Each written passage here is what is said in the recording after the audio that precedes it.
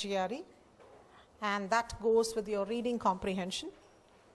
On the GRE verbal reasoning section, reading comprehension plays a very important role. But on the reading comprehension, there are two types of passages that you can expect.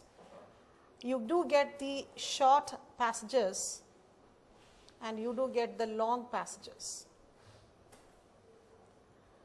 The short passages is what I'm concentrating on today, because the short passages deal with what is called as most often the critical reasoning questions.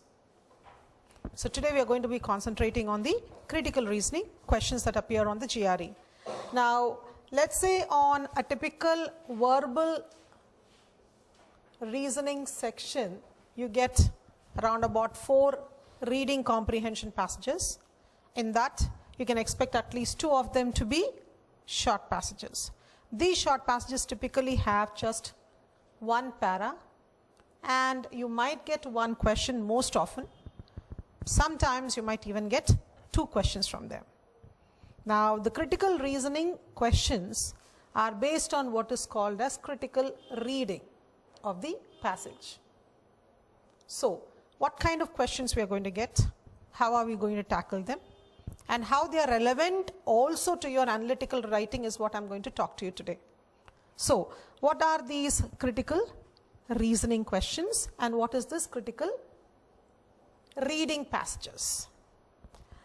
First of all, before we go to critical reasoning and critical reading, let's discuss first and foremost reasoning, and from there we'll talk about what is this critical reasoning.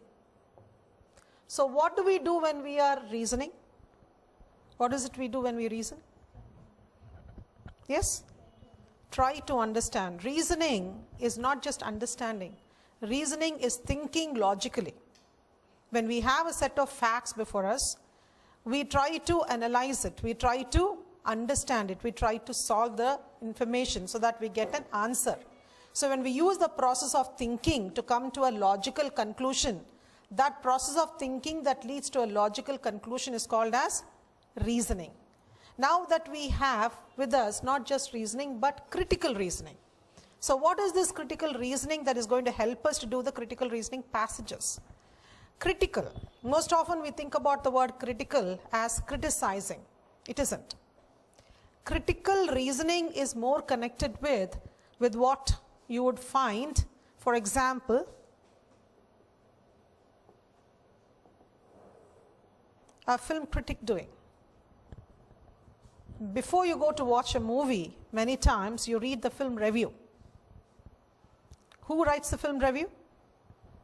The film critic. Now the film critic writes the review, and what do you find in the review? What exactly do you find in a review, in any typical film review? Content of the movie. Just that? You are reading the film review because you want to know the story of the movie? Overall? Yes, assessment. This film critic is a person who writes an assessment of the movie, and the first thing you notice is how many star rating has been given to the film. So in order to write the film review, what the film critic does is he writes a critic, which is nothing but an assessment or evaluation of the contents of the movie using what? Using his knowledge of movie making. When you have knowledge of a subject, you can evaluate it, right? If I place an unknown painting in front of you, none of you have any kind of knowledge about paintings, you will not be able to judge the painting. So this assessment or evaluation, this judgment comes only with knowledge and information. So critical reasoning is this evaluation assessment that we do based on knowledge or information we have. Now this critical reasoning, critical evaluation, this powers of assessment you apply in 2 places on the GRE. One, in the short passages that ask you to critically evaluate the contents of the passage, use your reasoning to find out an answer for it. Second, using the same critical reasoning, you apply this type of evaluative parts in your analytical writing as well. In the analytical writing, in the analysis of an argument, use this critical reasoning in order to assess the contents of an argument and to write an assessment of it.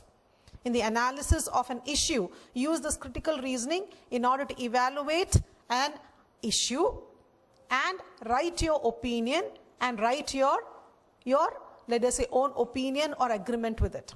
So in both, you're using your critical judgment or critical evaluation.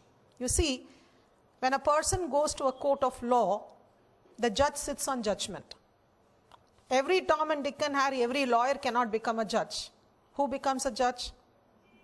One, he must have a master's in law. Second, he must have many years of experience teaching in the lower and the high courts. These are rules.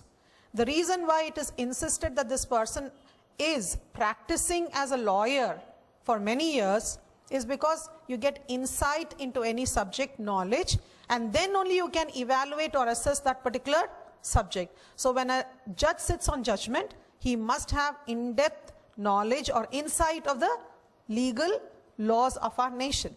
Therefore, he can pass a judgment. Now, for you to have critical reasoning, the ability to assess, evaluate the contents of the passages on the verbal reasoning, and for you to evaluate and assess the contents of an argument and write an essay on the analytical writing, you must have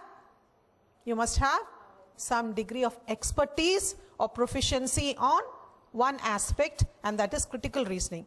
But on the GRE, the critical reasoning that you use, this expertise, is not on a film. You're not using your knowledge on a film to assess a film.